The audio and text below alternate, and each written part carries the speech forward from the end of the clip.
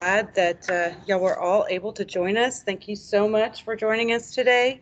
We're very excited to convene the first meeting of this nonprofit collective.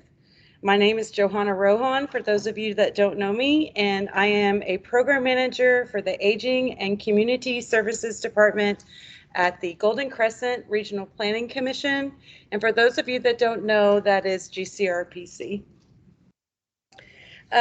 Over the past year, GCRPC has been conducting a series of assessments and inventories through our strategic planning process. And the Golden Crescent Regional Planning Commission has identified gaps in regional, private, and nonprofit sector collaborative efforts. And the purpose of this cooperative and why we're here today is to initiate a regional collaborative that will help support our communities throughout the region. And the region for us includes Calhoun, DeWitt, Goliad, Gonzales, Jackson, Lavaca, and Victoria counties. But the scope of that reach is up to this group. In the future, we'll begin to develop objectives and priorities. And with this in mind, I want to encourage you all to be thinking about your ideal vision for this group, what mission components are important to you and your organizations, and how we as a group can make an impact that benefits the Golden Crescent region. So without any further ado, I'm going to go ahead and progress to our first item on the agenda, and that is Brooke Garcia. She's an associate professor, clinical professor of management at the University of Houston, Victoria School of Business. And she's going to give us an update.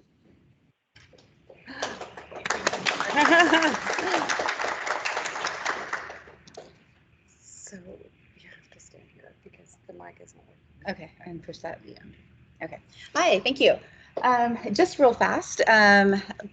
We were wanting to do some updates on the community resource centers, which United Way will take care of that. And I just wanted to give a quick update on some stuff that I had introduced before in another group, so that make sure that the wider audience gets to hear this. The UHV, we're actually implementing a certificate for nonprofit management to be attached to the MBA, which will start in the fall. So we're working on getting that built out right now. But for the spring, we're going to be doing some test things, I guess you could say. So we're going to have a class for introduction to nonprofit management. And we are also looking at hopefully being able to work with everyone here to put on a nonprofit summit. We're looking at board boot camp options and things like that for the spring as well. And so we are really looking for everyone to collaborate on this as much as we possibly can. And we're really excited about it. For the nonprofit management class, it is part of the business school, but you don't have to be seeking the business degree. It is actually, you can take just that class through UHV if you want. So that's really all I have on that. I do not have updated business cards, so I'm just going to give my email address real quick in case anyone wants any more information. So that is Garcia, Garciab, as in Brooke, 8, the number 8, at uhv.edu.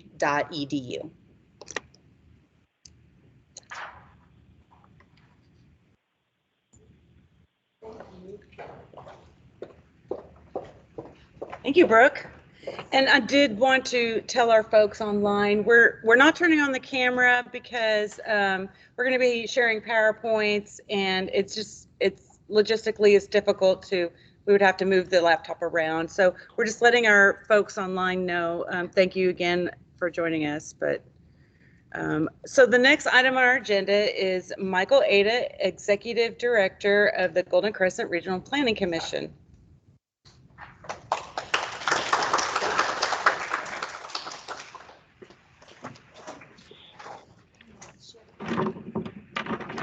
I started the clap for Brooke, but did not intend for that to carry over to the next speaker. So we're just going to cue this up real quick. Get started. Oh, let's click on.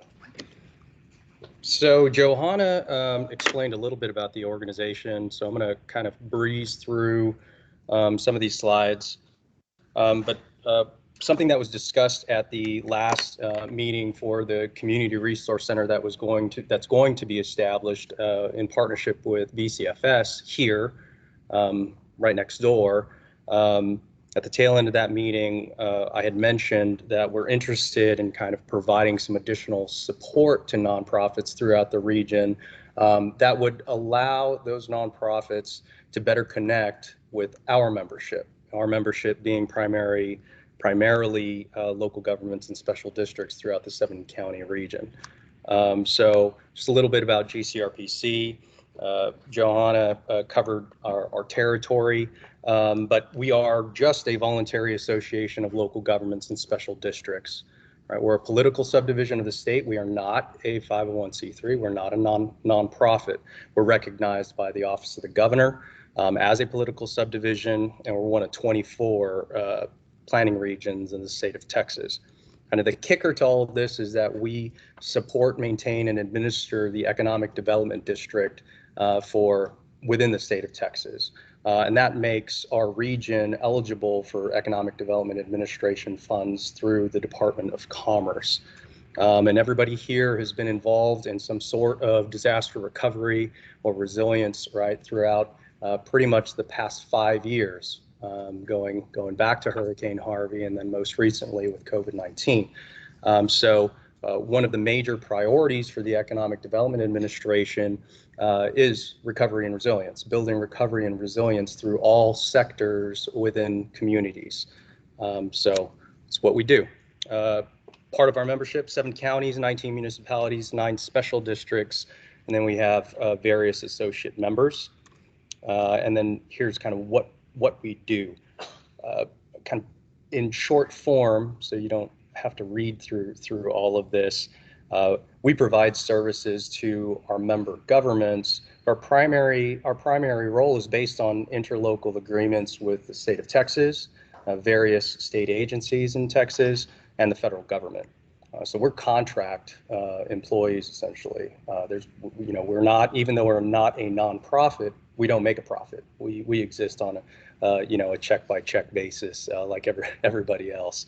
But kind of the track record for us, right? We've been in existence since 1965, and one of the issues that we consistently hear really since Hurricane Harvey is that sustainability of partnerships that are built within the region, it's very difficult to do, primarily because everybody's very compartmentalized, everybody's very siloed typically.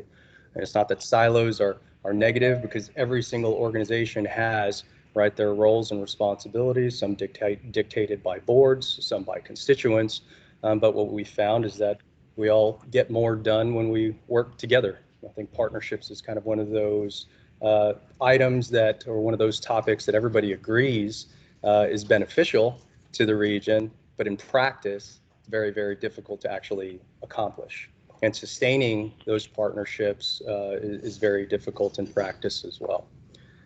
So a little more specifically, what do we do? Broken out into 3 service departments: our Aging and Community Services Department, Regional Services, and Public Transportation. And these are all just a list of all the programs that we manage and administer. Many folks online are already involved with our Council of Government or Regional Planning Commission as members of our advisory committees. Our advisory committees then inform our board of directors and our General Assembly to govern what we do as an organization. We are not supposed to be driving the train in terms of our results, right? Our objectives and priorities. Our membership is, and our local governments do a pretty good job, but there's still that missing component sometimes when it comes to private sector, what their needs and priorities are, and then the nonprofit sector as well. So what do staff do? We always get this question. We don't, for a very long time, nobody really understood what GCRPC was, what we do, and what we do on a daily basis. So we've made kind of a concerted effort to get out there and really inform people. Here's what we actually do. The list is long, and what we've realized is that most people thought, we kind of were just sitting around on our hands, writing plans that sat up on a shelf. But we actually have some client services that are provided through our Aging and Community Services Department, and we definitely provide direct service through our regional transportation system. Victoria Transit's just one component. We actually provide public transportation throughout the remaining 6 counties in our region. And on top of that, we do a lot of direct technical assistance for economic development and some of those other program areas. Here's kind of the why. Why do we do what we do? Obviously, like everybody else, we have our vision, mission, and objectives that are set forth by our board of directors and General Assembly on an annual basis. And the key here is that highlighted blue line. We're trying to ensure that there is cross-sector collaboration and cross-sector cooperation. And moving forward, kind of our proposal to you today is all about getting that done. So what we tell our economic development partners and stakeholders is that this is all about economic development and resilience. But I think for a lot of folks that becomes very nebulous. It's not very specific. It's hard to kind of grasp. Well, what is, everybody has a different definition for what economic development means. But the bottom line really ends up being that it's about the common good. And we've shared this with our board of directors, and they're fully in support. Right, we're trying to find those shared needs and priorities that all of our organizations have, not take away from the uniqueness of every single entity at the table, but find what we share in common, and then be able to take that to the national foundations, to the state government, to the state legislature, to the federal government, right, to Congress, because we can, right, facilitate that communication. Right now, right, just kind of a show of hands, how many folks are individually, your individual organizations are in contact with legislators? So it's kind of pockmarked, right? And kind of our proposal, right, in consolidating and creating an entity that you can rely on to be there for another 65 years or 50 years, is that we create kind of that one-stop shop, right? And we develop regional priorities across multiple sectors. We're already doing it for the local government, for public sector, but it's not really being done, at least not in a coordinated fashion, for the private sector and the nonprofit sectors. So, obviously kind of, the typical Venn diagram, where do we all agree, is in that center, right? That center piece of the Venn diagram. And what we're saying is, instead of having a dynamic where you are all separate to go, open to go your free way at the end of whatever you're doing collectively, we kind of maintain in the background something that keeps everybody together, at least on an annual basis. Some of the threats and challenges that we've heard from various individuals, some folks who are already participating with GCRPC, and others just anecdotally, is that these are the things that have been challenges for some previous attempts at partnerships, especially in the nonprofit sector. And I think GCRPC staff will all agree that we've actually seen some of these challenges at play, especially after Hurricane Harvey. So the history is that groups come together and they'll form and they'll act for a certain period of time, but because there's nobody behind it, or there's not, a group that's willing to support it in perpetuity, consistently, it falls apart. So, flooding, say 15 years ago, there was Recovery and Resilience Group that was set up then, but 3 years after recovery is done, the group goes away. Everybody kind of goes back to their corners and does what they do individually as an entity. What we're proposing should help alleviate that issue in the future. Competition is definitely something I think that folks are worried about. Nobody wants to be competing against another 501c3, another nonprofit, and a private sector group that's doing the same thing that you're doing. We're not attempting to do that in any way, shape, or form. Sustainability, already mentioned that. Our organization is all about local ownership, right? We're not trying to own things that our local governments, our local special districts already do. That's actually against our principles as an organization. We're just trying to find efficiencies, trying to find a way to not duplicate effort, right? So if one of us is doing something, why aren't we all sharing in that endeavor? And then territorialism. We know that, you know, it's not going to go away, but the backbone that we provide for local governments provides at least our local government members with the ability to come to a neutral place, a neutral forum on a regular basis to discuss their mutual needs. And it doesn't go away. So they can go back and exist just within their jurisdictions and take care of their jurisdictions, but always have that ability to come back together and address collective needs. So some of the issues that our proposal is aimed at addressing, obviously limited resources, disaster preparedness, community resilience, meeting the expectations, right, the future expectations of federal funders, state funders, and foundation funders. I think everybody knows that one thing you consistently see more and more of inside applications, whether it's a federal application, a state application, or a foundation application, is the need for regional partnerships. And they're asking, are you part of, is this part of an application that's going to have a regional impact? We just did one for housing assistance. We didn't win the application, but we cooperated with Community Action to get that application in and try to keep it within the region. What ended up happening is an organization outside of our region was actually awarded the contract, which is unfortunate. But kind of the whole purpose of this is, well, let's avoid that in the future. And if we have a coalition of nonprofits behind things like that kind of application, we stand a better chance of actually getting it awarded versus, right, it basically going to kind of the corporate interest outside of our region. And then organizational limitations, right? All of our no organization has the same capacity as the next organization. You know, how many folks here have a marketing budget? 2. and we understand. Wow, we operate on a shoestring as well. But marketing and mass communications is a key component of what we all do, especially when it comes to disaster recovery and resilience. But just day to day, right? Marketing should be a key component of what we do to ensure that the various things that we do, we're informing the public that it's even available.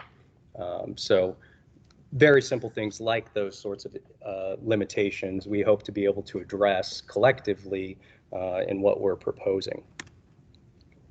So currently, right, kind of the 3 pillars supporting regional economic development and resilience, or the common good, are the public sector, private sector, and nonprofit sector. Obviously, right, people, places, and things of the Golden Crescent being the foundation for economic development and resilience in the region. Like I said before, right now, GCRPC is kind of the collaborative pillar, right, that brings together local government. So it's the government function, but there's still that gap. There, you know, you have a bunch of separate chambers of commerce, you have a bunch of separate economic development corporations throughout the region, and then you have individual nonprofit entities throughout the region, but nothing really tying them together in the same way as local governments and special districts. So the composition of our organization is we have a General Assembly that is our policy body. We have a board of directors which governs the management and administration of the organization. And we have various advisory committees. And the reason that that block is formed the way it is because many of you are already participating in our advisory committees, but many of you are participating in non-voting seats. And our idea is moving forward, well, why shouldn't you have a vote? We believe you should. You should be able to inform policy that we're going to take forward, right, with our county judges and our mayors to our legislators, right, to our Congress representatives, right, and then of course, right, GCRPC staff kind of making things happen on a day-to-day basis. This is just a breakdown across a few of our advisory committees of which of those sectors is already represented. So you see in economic development, we have all three sectors represented. Environmental resources, we'll be adding the private sector to that in the coming months. Health and Human Services, which is our Health and Human Services Advisory Committee under the Aging and Community Services Department. Right now we have basically only public and nonprofit members. And under public safety, all three as well. But the private sector is really just telecommunication, the telecommunications industry. We don't have anybody else represented from the private sector. And the point of all of that is, right, that some of you are already participating, and we're really just trying to reach out and get the rest of the folks throughout the region on board. The things that those advisory committees do, this is just a list of the various regional plans that we put together, and this is for, again, the state government and local government, right? So whether it's the Department of Homeland Security, the Federal Emergency Management Administration, when you're talking recovery and resilience or emergency management, public safety with the Office of the Governor, our Area Agency on Aging area plan, multiple plans that could benefit from the knowledge, the local knowledge that all of you, all of your staff, right?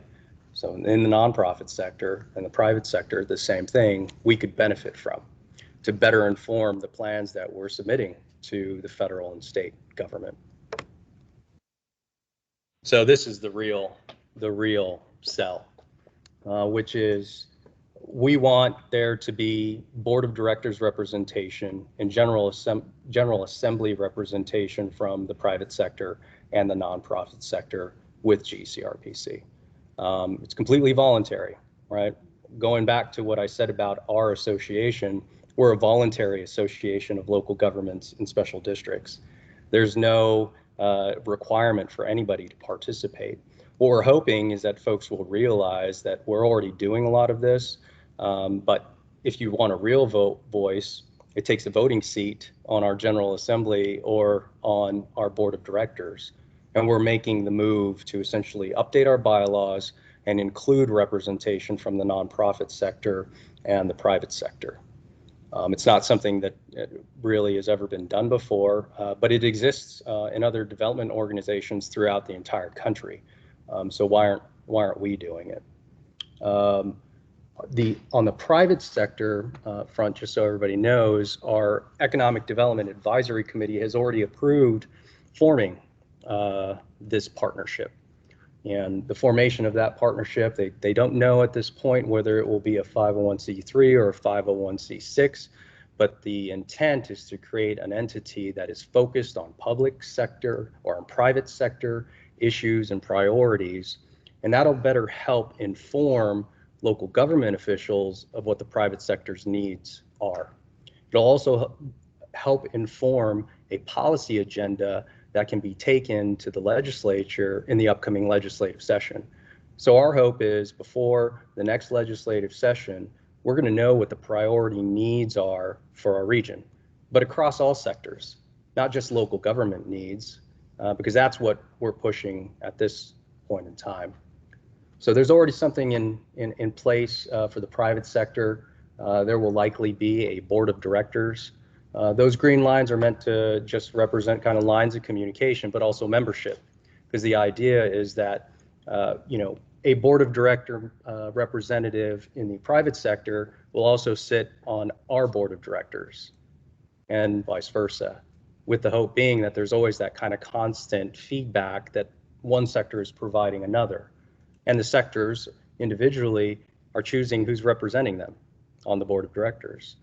So it's something you do on an annual basis, like any board. You all deal with boards, but it's just giving them the opportunity to maintain that in a system that already exists, versus trying to reinvent a new partnership that's going to fall apart in 3 to 5 years, which is what historically has occurred.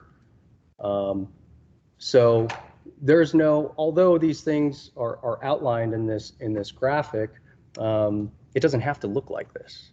Our point really is just there's still a gap when it comes to nonprofits. We don't feel like everybody is really has even felt like they have a place at the table.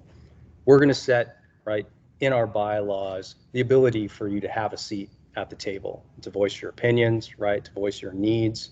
And then when we find that those needs collectively, right, are shared across all three sectors, that's part of the legislative agenda moving forward. That's the message that we can take to the national foundations, the larger foundations, to say, we have this regional partnership in place.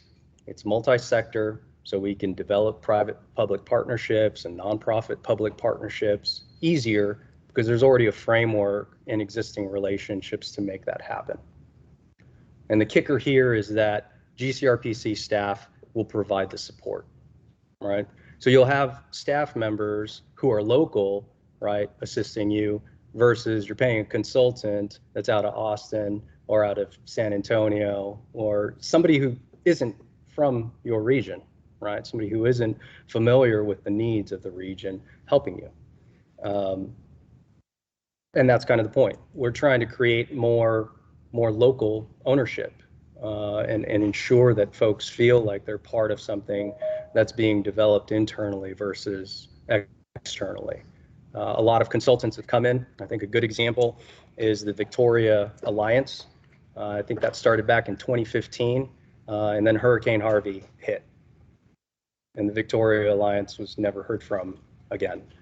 There's actually a website still available. You can go there, and I think there's a lot of pictures of some people who are actually in the room inside that document. But the only thing it lacked, the only thing that it lacked was somebody to carry it past the finish line, somebody to sustain the actions that were identified inside that plan.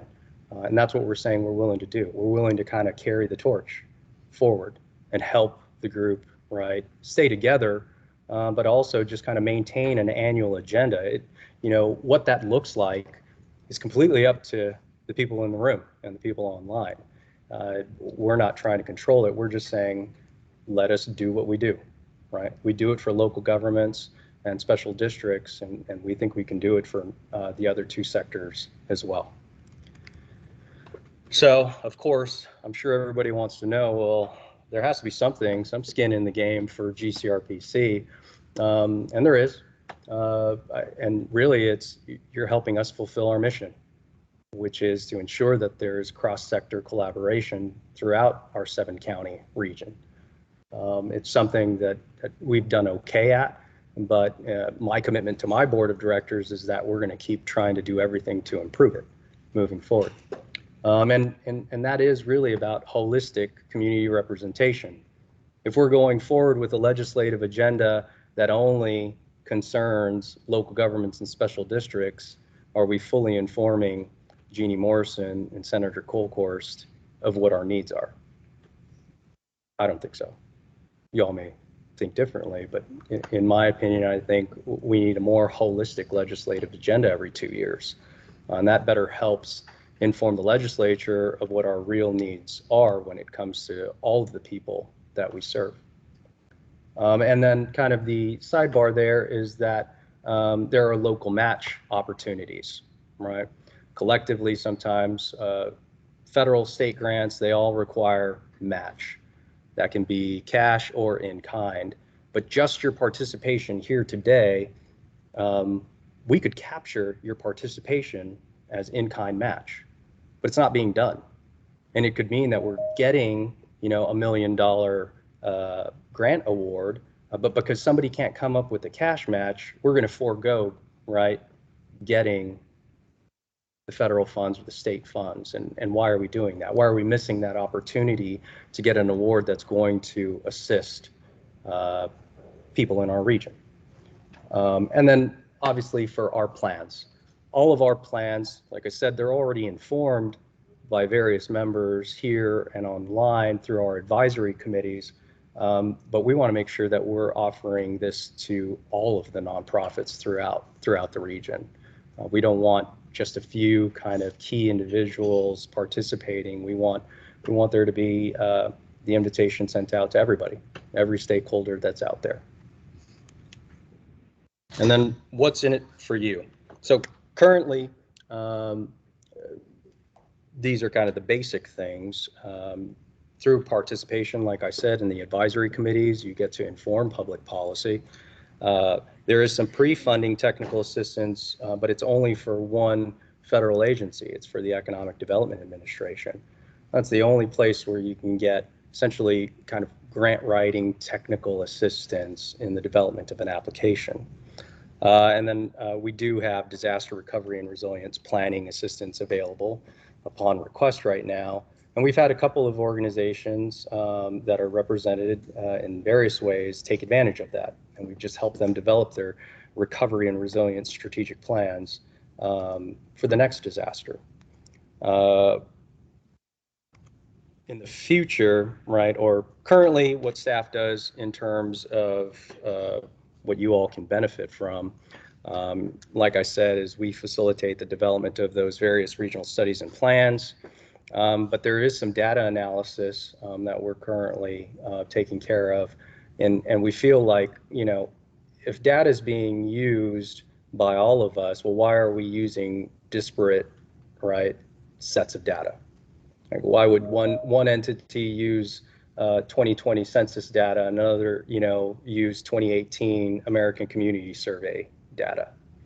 Like, we should all be using the same data, which presents, right, the best picture for the needs, right, that we're trying to fulfill. And that's something that collectively we can do. If everybody's kind of doing their own thing and we don't agree upon data sets, it can be confusing for a lot of these funding entities. So moving forward, right, you know, Johanna said this is the first meeting of the collaborative. It's really not.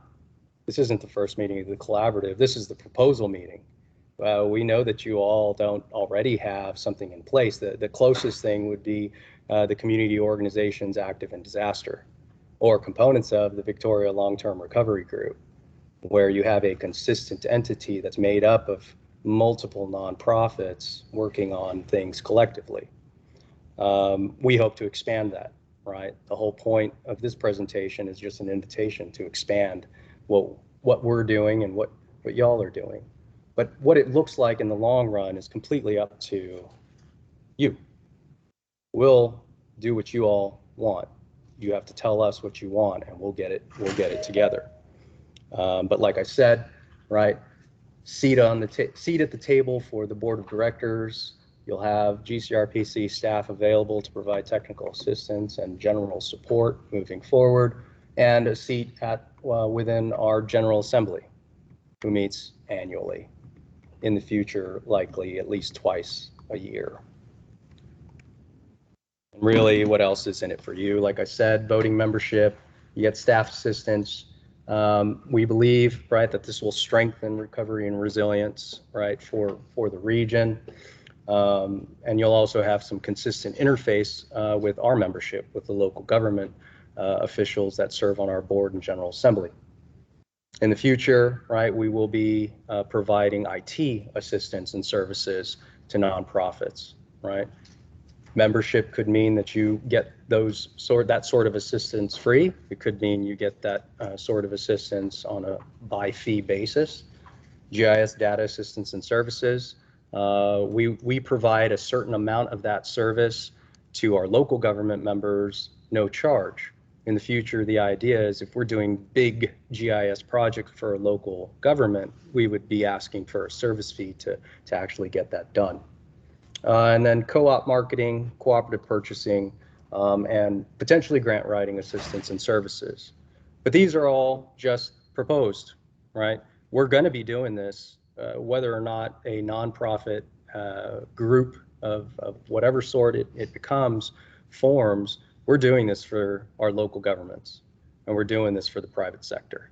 This is already in the works. We're just asking, you know, if you all are interested, you have things like community resource centers, right? That it's the kind of the item du jour, and people are thinking about forming them.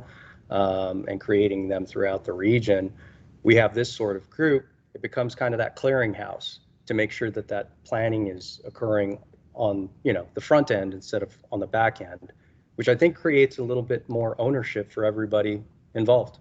And that, I think, is another challenge that we've been faced with, is folks don't feel like they've been part of the discussion or part of the you know, formation in terms of we're creating this community resource center.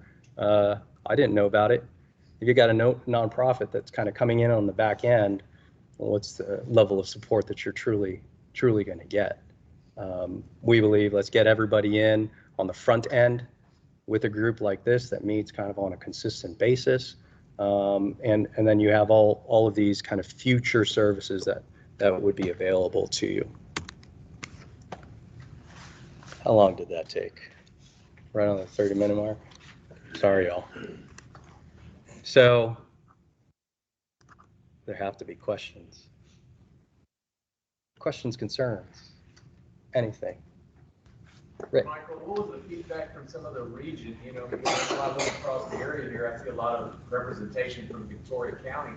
But, you know, was there any responses from DeWitt, Calhoun, you know, et cetera? And maybe there are some that are here today, but I'm just curious. So I don't, you know, for folks that are online, if you'll click a chat and you all can chime in. But from our visits, right, throughout the rest of the region, it's a resounding yes. Why aren't we already doing this? It does exist, right? I mean, the advisory committees, I think, are the perfect example. It's just we really haven't souped it up, right? But there's a foundation that's already set. It's just a matter of, you know, I think more than anything, everybody understanding, like, we're not trying to compete with nonprofits. We just want to help facilitate organizing all of the nonprofits throughout the region. We're here to better promote the things that you all are already doing. So it's just another entity helping with that promotion, and it happens to be the local government sector. So I think the answer is short form. Yeah, there's support. I think so. Rick, back there with Victor, yeah, with Victoria Office of Emergency Management. We've been talking about this for years. Really, right after Hurricane Harvey, we tried. We tried with a recovery and resilience group that was focused on developing strategic plans for all of the sectors. And we had very little participation. It was a group of about 6 and you saw our membership just for local governments and special districts. When you add nonprofits and the private sector on that, there's a whole bunch of people involved, but not a lot of collaboration and coordination. It does end up being, right, kind of who's the biggest organization in the room. We want to provide that forum where even the small organizations, right, get to make some hay. We do have the Bob telling someone from Jackson online. I can see just that here. There's at least, and I don't know who else. I just some of the names that I see there. So. Michael, Ms. Almaza from Calhoun. Sure. How do you feel? Put you on the spot.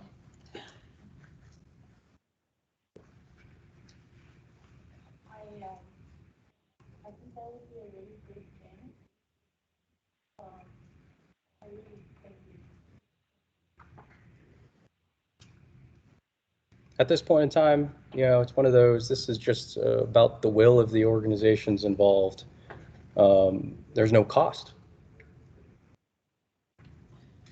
There's no cost attached. We think that's the perfect, we think that's the perfect sell. But, you know, we want folks to feel confident that it's something that could succeed. But this is kind of that first formative discussion. You all kind of hear what we have in mind, chew on it, and then let us know how you want to move forward. What would sort of be y'all's ideal timeline, kind of looking at formation and movement? Ideal timeline is based on the needs of the group.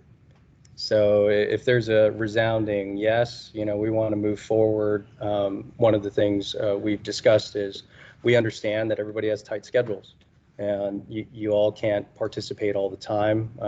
Perfect example is our advisory committees. Folks can't always show up, but we think a steering group of sorts, which could eventually become that first board of directors. Very similar to how the private sector incorporates a business, right? You got to have a have to have a formative group that worries about incorporation. If you're going to do that, right? If you're going to incorporate with Secretary of State, you got to have, right, within your formative documents, well, who's kind of setting this up before we release it and it becomes an actual entity.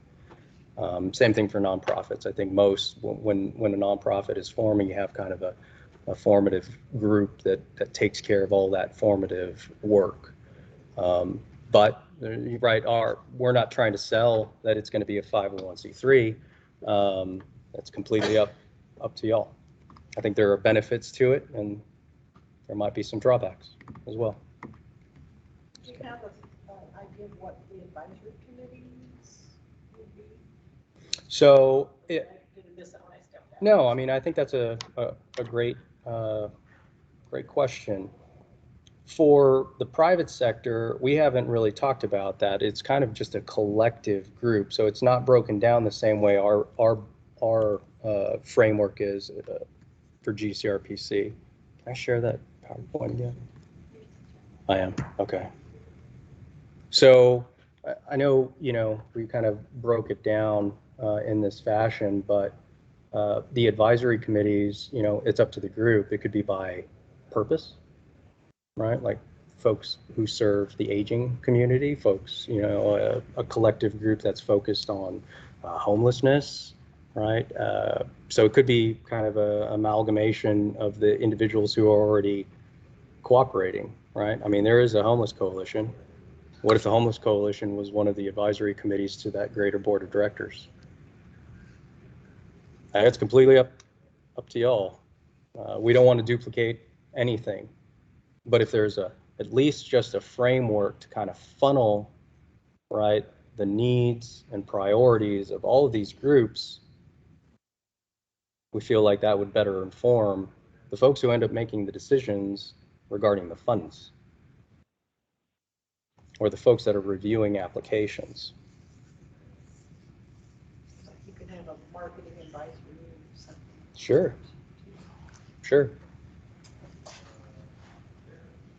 The private sector partnership will be doing that sort of thing. They're thinking, right, things like cooperative marketing, where everybody kind of just shares in a pool, and then you have marketing available to you throughout a year. Any other questions? Rick? Well, Michael, I was thinking that, over the last maybe year and a half or so, the Regional Center for Collaboration, UHB, I mean, they've been very aggressive out there in the region. So how's some of their feedback been to you and go to Crescent? So I think the Center for Regional Collaboration just talked about providing grant writing services for the rural portions of their region. I think the kind of the thing about UHV is that their scope is much larger than the 7 counties, right? So they're actually trying, they're pushing out to Blinn College, right, to all of the other university and community college geographic area. We're focused on the 7 counties, and we'll always be focused on the 7 counties until the governor decides to give us a county or take a county away from us. But this is part of us trying to tighten that up, essentially. We're still going to partner with the Center for Regional Collaboration. If everybody doesn't know, right, this facility was built with Economic Development Administration funds with an application that was originally written through GCRPC. This is kind of one of those things. It's another example of this is what could happen when you do partner. You get a facility like this, which has then led to the potential for a community resource center next door. We think that it's still going to exist. What the Center for Regional Collaboration does moving forward is based on their trustees and the president, I would assume. We're saying, you all drive the train. You tell us. The same way our board of directors tells us, right? So if all of those programs that we operate as an organization, where was it? There it is. Right, when it comes to public transportation, we've already heard the message. A number of nonprofits are not satisfied. But had we not had, right, some consistent communications, we wouldn't know. Our board wouldn't know. Our board determines what our annual activities are. And if it's better informed by members, voting members on our board and our General Assembly, we feel like that spurs us into action. It means at the very least, we're, right, tasked with making a change to better serve the community. Michael, there is a question in the chat.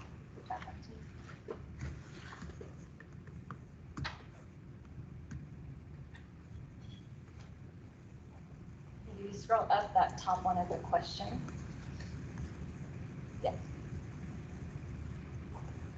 Okay, so the question, hello, I'm curious what the engagement will be with the community organizations active in disaster. Is Glenn? We have members of the community organizations active in disaster here. Glenn's not on. So I can't speak. I can't speak on behalf of the community organizations active in disaster. We have Victoria Long-Term Recovery Group represented, but I think the idea is that everybody's welcome to the table. Their community organizations active in disaster, to my understanding, had formative documents, but not incorporated, not. And I don't remember when the last meeting was. Many of the organizations that are here are also participants of the COED, so that's kind of like that crossover that Michael was just talking about. It's kind of like the general problem, I mean, I'm going to say problem, but issue of territorialism and competition. I mean, it's not really competing, but it's an alternate or another alliance. Sure. And so it's not necessarily a competition, but it's a different alliance of group that's together for a certain purpose. This would be, holistic, a broader purpose organization, which wouldn't preclude you wouldn't have to be a member of this or that. It would be both, and they both are sort of formed and active in different purposes. Yeah, as they see fit. Right. I think from Rick McBrayer's perspective, the idea here is that across both the private and public and nonprofit sector, right? If we are faced with another hurricane, floods, right, some other major disaster that the region is faced with, that he has that one-stop shop to be able to communicate with leadership from those various sectors. So we can determine, the private sector, we already know, right, we have a great partnership with HEB, but who else? What other, we've had supply chain issues, right, for 24 months now. Imagine what those would look like if something happened in the next hurricane season. And if we had a one-stop shop for the private sector to be able to come and talk to Rick, or for the nonprofits who would have needs, right, post-disaster, he doesn't have to try and coordinate with 150 plus nonprofit entities. He comes to the group. There's a message board for the group, and everybody can communicate there. Kind of general concept. I think she might have written something else. You want to scroll down?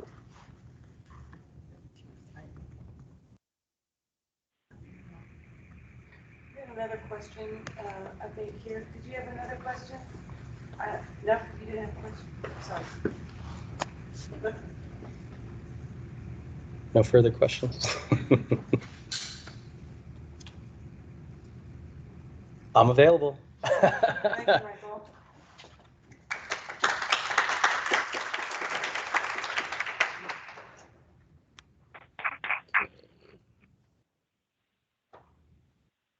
All right, so the next item on our agenda is Bethany Castro. Yeah, that's right. I'm sorry. So Bethany is with the United Way, and she's The Crossroads. of the I Crossroads. see Wendy there. She's with United Way of Calhoun County. Calhoun County, yes, Wendy's online. And so take it, Bethany. Take it Let away. me pull up your PowerPoint. Oh, please, yeah.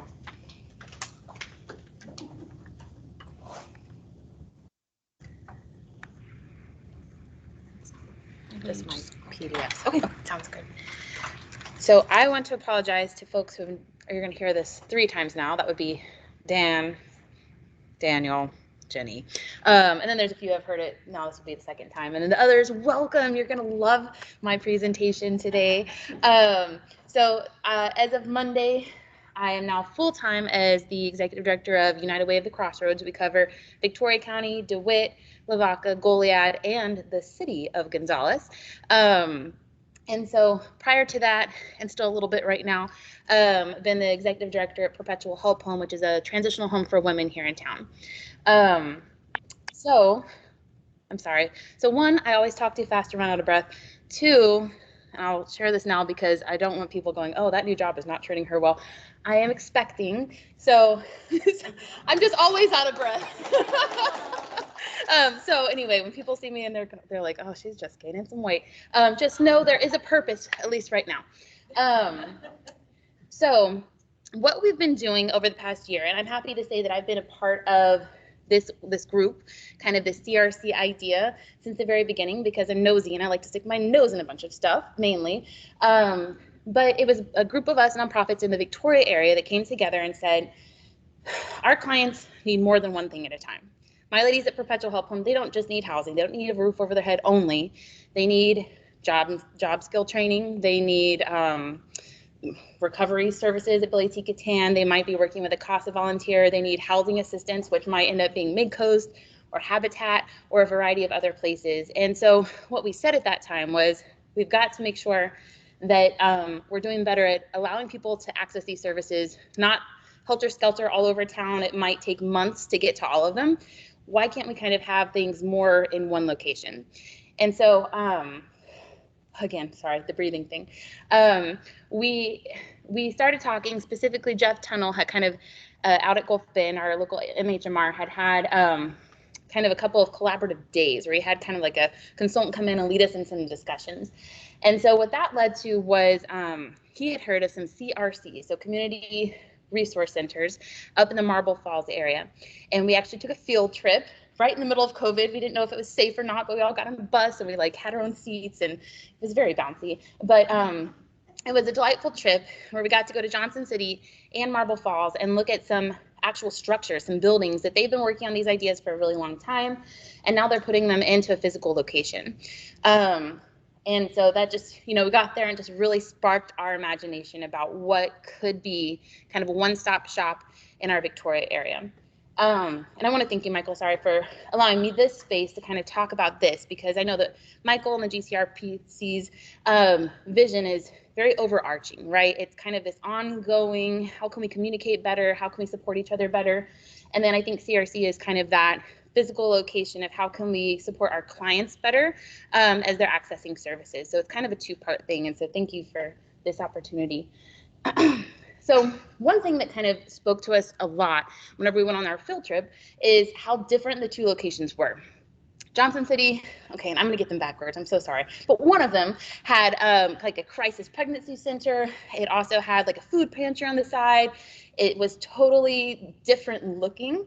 And then we go to Marble Falls and they have like adult probation is there.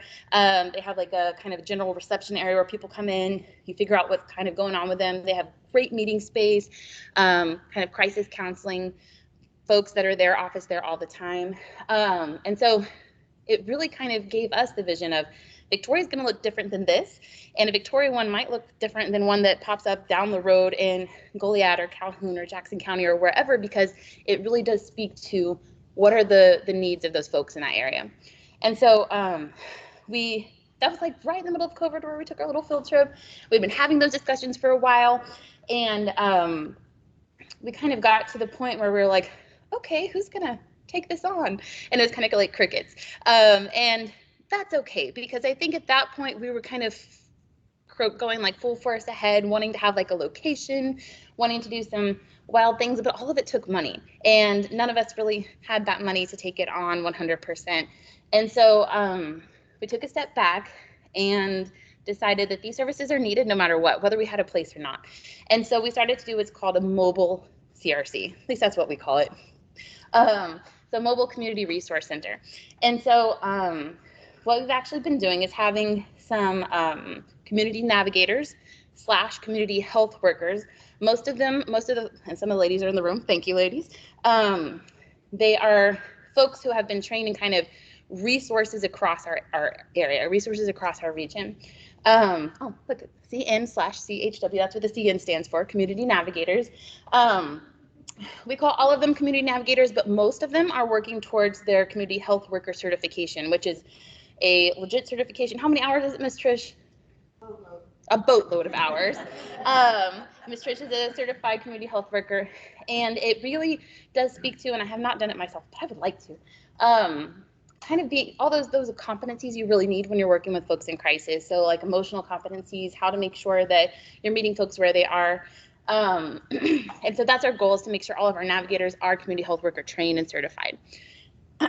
And so what we've been doing pretty much, that's what my sticky is for, because I was doing some math, is the data that I'm going to share with you today is basically from when they started going out in person and collecting data, which was right around August 1st until yesterday. So Daniel, Jenny, and Dan, it's a little bit updated from last time. And so what you'll see is we've seen about, let me get it moving. Ooh.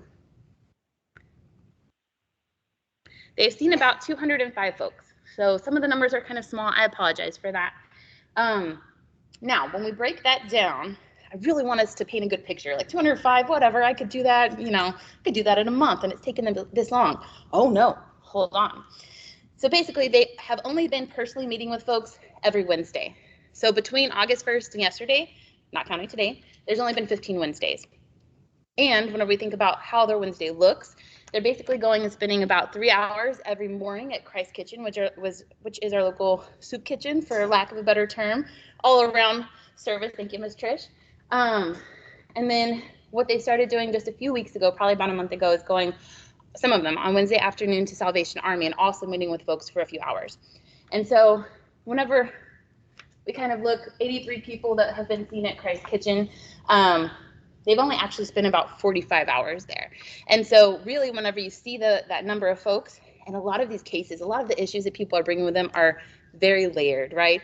It's like, oh, I really need a place to stay. I'm about to get kicked out. And it's like, okay, great, let's start there. Oh no, you got to really peel back the layers of what the issues are. And what we find is a lot of it starts with identification, because if you don't have an ID, you don't have your birth certificate, social, then you're not able to really start down the path of being able to help yourself very much. And so these are just kind of where we've seen folks. And I'm going to call now in a minute, just so y'all know, so prepare yourselves of like what y'all see at Christ Kitchen, if that's okay.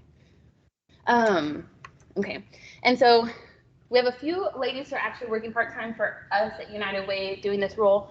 And so they're actually receiving calls through our phone system as well. One of our goals is to also begin to serve those more rural counties, not just Victoria County that United Way, the Crossroads serves. So DeWitt, we also have had a good number of success out in Lavaca. So I have one of my community navigators that goes to Shiner like once a week, because there's a lot of need there and people are asking her for help. So she'll go out there and she'll meet with people. All right, so what we're gonna do, we're gonna travel through some data really quickly. I don't wanna bore anybody. I was a high school teacher for a long time, so I know you have to jump around and stay awake, and that's all right. What I will do is explain the data a little bit, because it can be a little confusing. So I do want us to remember we've seen 205 people, right? So what happens whenever one of our community navigators is sitting with someone is they don't have a form and they say, here, fill it out, right? And they go down every single question and answers every single one. Instead, they have a conversation with the person in front of them, making sure to keep eye contact, making sure to really pay attention to them and what's going on with them. And they keep notes on their own notepad. And so what we have happen, if I'm just going to kind of wiggle this thing around on the screen, is so out of the 205 people, 93 people mentioned anything about disabilities, but with 112 people, it just didn't come up. So that's where those empties come from. And some, because I'm the kind of data person, I want to add them together. I want it to equal 205. I want it to be perfect and beautiful. And so we are working kind of on how we can maybe take down the data and then transport it into our forms and stuff later and make sure that we have like a really accurate picture. But for right now, I just want them to treat the people that they're helping with like humans and pay attention to them while they're there with them and not just be so worried about the data. So out of the people that said anything about whether or not they had a disabling condition, yes was 57 folks and no was 36. We see a big need for identification documents, and I'll speak from my experience at Perpetual Help Home that we require all of our women to work. It's just part of the program. And so about 3 weeks ago, we had 3 ladies come in all within 1 week. Every single one of them did not have some form of identification that they had to have to get prescriptions, to begin working, everything. Those 3 people, all in 1 week, all needed some sort of different help with those ID documents. And so it is a really big hurdle for our folks that are trying to work really hard to get back on their feet. So 38 folks in this time frame need help with ID, 25 with birth certificate, and 19 with a social security card. What's the craziest thing about a homeless person getting an ID? Anybody know? What? Come on, you can say. Well, you need an ID to get a birth certificate, but you need a birth certificate to get an ID. The birth certificate. Yep. You have to have one to get the other, and generally you also have to have an address to get any of them. And so that is a huge hurdle. It's a really big hurdle. Just some demographic data here. Out of the 205 folks that we talked to, 190 kind of shared or their gender, and so we saw 112 males, 78 females.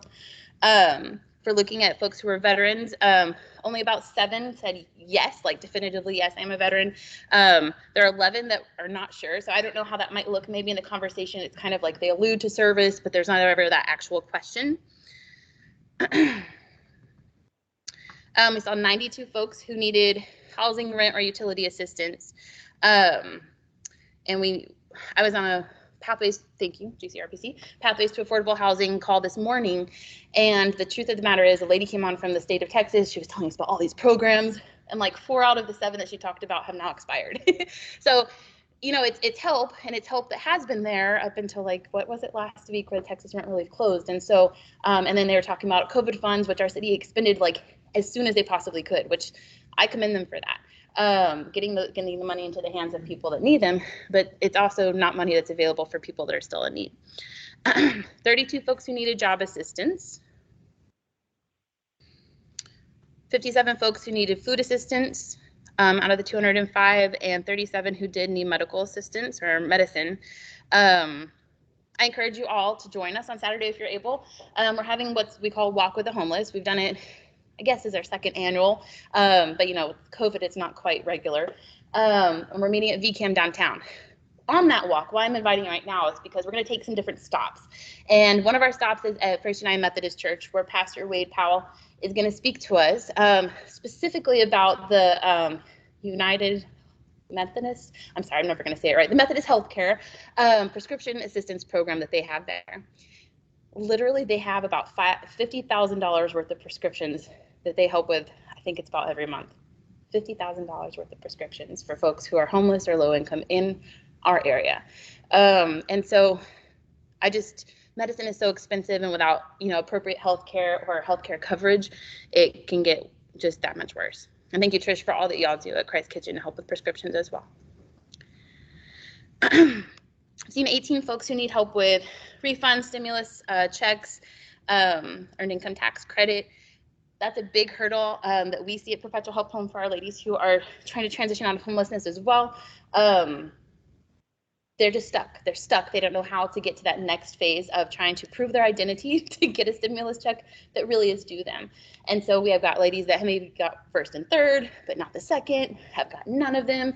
And it's a very tumultuous sort of web to try and access those assistance. Like literally I have two of them that we're just to the point that I'm like, we're going to drive to the IRS office. Let's go, because you just can't get a person on the phone.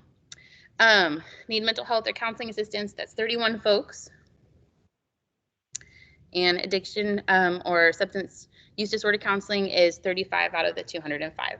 Why am I sharing this with you? Because one, I want to show what our community navigators have seen out in the field, what they've come across, what our major kind of issues are that's coming up that we're seeing a lot of. I don't think it surprises many of us how big of a deal kind of identification can be, housing, utilities, food assistance, those things that us that are kind of out there, maybe at food pantries or different places trying to assist people. But it is startling whenever we really kind of think of it in terms of literally 15 Wednesdays and a few phone calls here and there, 205 people have been seen. And what I want to say about this is not people, Kim and Sarah and other Kim and Jody and all them, they're not sitting and going, oh, thank you, I'm so glad that you have this need. What they're doing at that time, once they figure out the needs, is they're basically holding hands and walking folks through that process and saying, okay, I see now that you don't just need one thing, you need 7 things. And so we're going to follow up with you and we're going to try and make sure that you do make these connections. We talk a lot about having warm handoffs, that we're not just saying, oh, go call this number, they'll help you. And maybe that number is disconnected and now that person gives up. We make sure that we're directing them to resources that are going to be, helpful, are going to be available, and can provide some support to move to that next level. So I guess I'll pause there. Kim or Sarah or Miss Trish, who spend time out at Christ Kitchen, do y'all have anything that you'd like to share about our Community Navigator program? And I would ask, if you want to, come talk here just so they can hear you. I'm sorry. Why are you all looking at me? You're so eloquent. No, because I have the big mouth. Eloquent. Yeah. So we're going to have Kim Cock, who is one of our community navigators, just speak for a minute about their experience out at Christ Kitchen. My name is Kim Cock, and I'm with Be Well. And what we see, it just may sound simple. They come up and they say, I need an ID. Well, do you have your birth certificate? No. Do you have a social security card? No. Well, now we need everything. So where do we start? And I've seen Sarah go to great lengths to try to get these things. She went so far as to get a marriage certificate, a divorce certificate. We have to think out of the box to get some of these things done, because the documents they want, some of them I don't even have. Do you have your mortgage? I don't even have a mortgage. So I don't know how I would prove some of these things. And it gets really hard and it gets really frustrating. There was a kid last week that is still haunting me right now. His eyes and the way he was so overwhelmed and the look of just total defeat in his eyes. This is what we see every time we see one of these people. They've just given up because they've tried and they've tried and they've tried. And they've gone to Midcoast, they've gone here, they've gone there, and they get well, you don't have this. But nobody ever helps them get that. They just tell them they don't have it. And so we're trying to fill in that spot where we try to help them get what they need. We'll drive them downtown to get their birth certificate. We'll drive them out to DPS. We take them wherever they need to go. We literally hold their hands. And it's sometimes the only way when you've been homeless, on the streets and things like that, or even if you're just low income and you just keep running into walls. It's hard to pick yourself up after you keep running into those walls. So you need an actual person to pick you up sometimes. And that's what we have been doing. Thank you, Kim.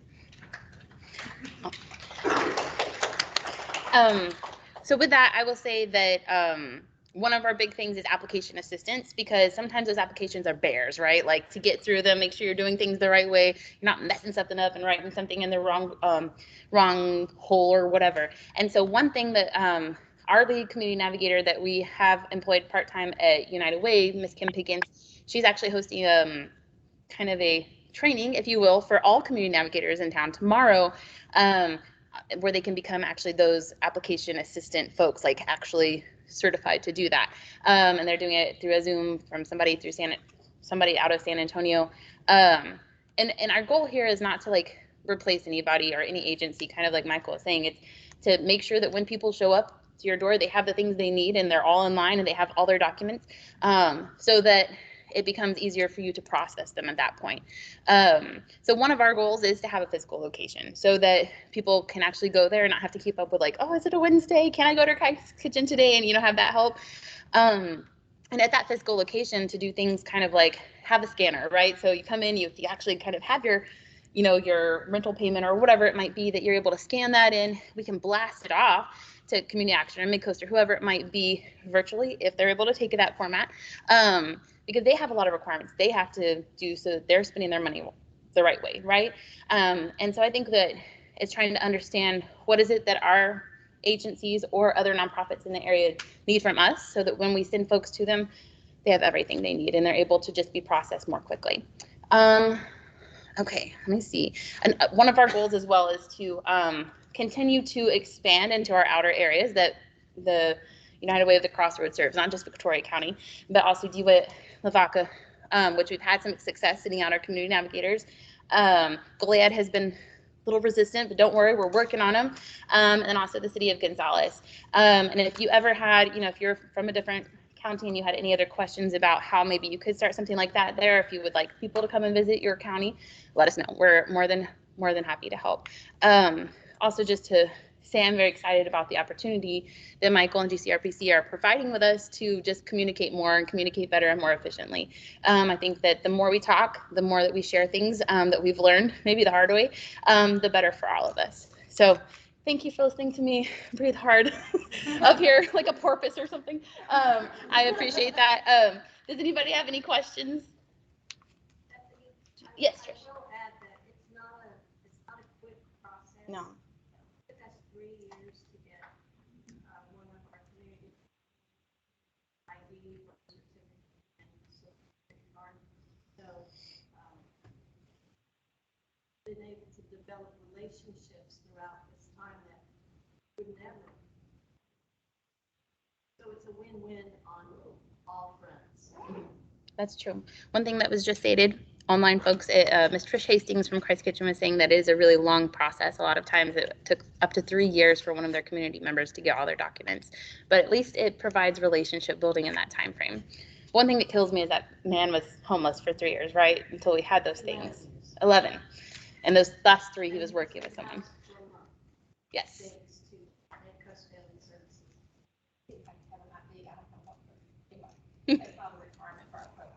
Ooh, lowering those barriers, Jenny. Way to go. Any other questions or thoughts? Bethany, I'm from Gonzales. Do you Hi. have your contact information? I actually tried getting a hold of y'all earlier, and I guess, I don't know, maybe I had the wrong number. I will put that in the chat, and please call me. I'm Thank so you. excited to meet people from Gonzales. Okay, sorry, I'm doing that right now. Any other Hello, thoughts? ma'am. I'm from San Antonio Independent Living Services. We are on the phone. What is your phone number? Because we cannot see the chat. Okay. I will just give you my cell out loud because I do not know my actual work phone number off the top of my head right now. So it is 830-299-0184. Thank you. Any other thoughts or questions? See somebody's typing. All right, I will walk away. Thank you all so much for your time. Thank you, Bethany, and thank you, Michael. Okay, so I hear a lot of talk about the next steps and timeline questions and things like that. So as a first step, we'll be developing a survey kind of to assess the long-term vision for this group. And I'll be developing some survey questions and sending them out, but I need to know what you want to know.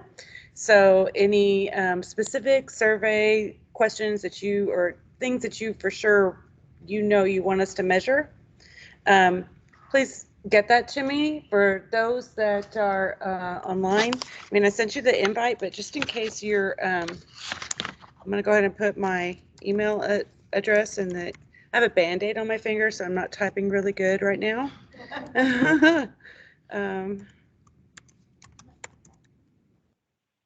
So also it's Johanna, that's JOHANNAR at gcrpc.org. And I always say it slow like that because people are like, wait, what was that? So that's my email address. If there's anything specific that you want us to measure, send me that information and I'll be sure to include that in the survey. The other thing that Bethany touched on a little bit, kind of like you were talking about that training that Kim has set up. So training is something that I'm particularly interested in. That's something I'm going to be including into the survey. So anything specific about that, also you can let me know. And I don't know if there's anything else, any other questions, any other comments that anybody would like to share online, here in person. When do you think that survey is going to go out? My goal is before Thanksgiving, before the Thanksgiving holidays. That's my goal. So then when would a group of interested parties meet again? Obviously, we don't want to do it before Christmas, but Right. do we want to look January? I mean, I'm just wondering when that survey data would be back. Would you guys Where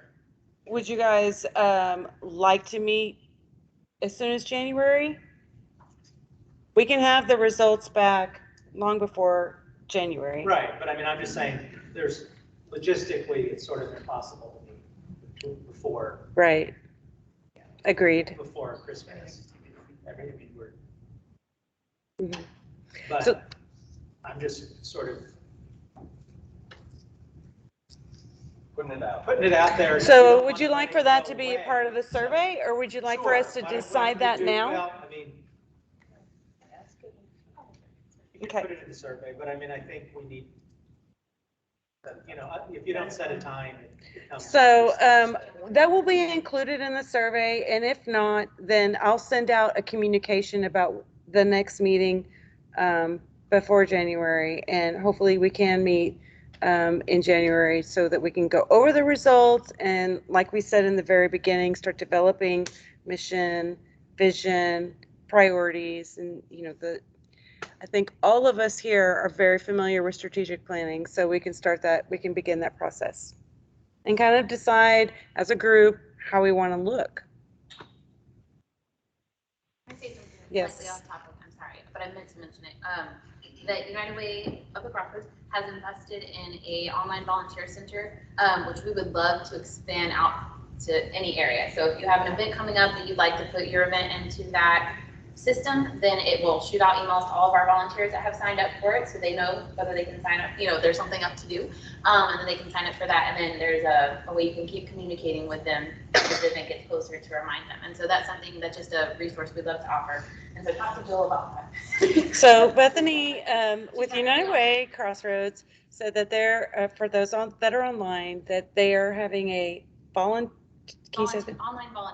Online volunteer center. And I'm going to have Bethany send me some more information about that, and I'll distribute that by the end of the week.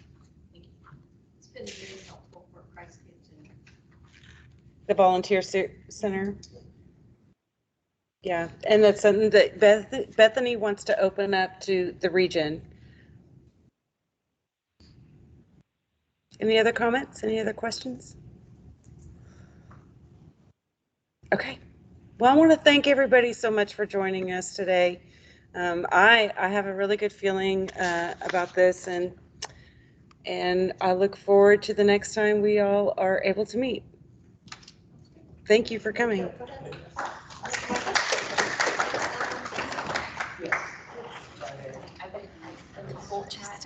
I know, I'm just reading.